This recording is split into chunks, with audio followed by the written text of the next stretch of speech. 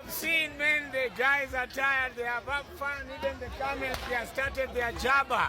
Yeah, It's time for jabba, no? what is jabba? Yeah, you can see the camels are eating jabba now. Yeah. They are very tired. Yes, you can see. So the camels, they eat jabba? Now this camel is telling the other one the stories of jabba. Oh. See? No. They are communicating, you know? Yeah. Yeah. This is called Babangwashe. The other one is called the Twabi. This one is Masai. The other one is a fake Masai.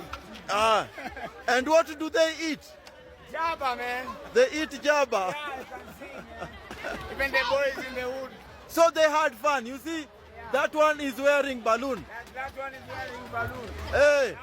Now that one is called Storia jabba. Oh, Kenodia. Kenodia is using njugu.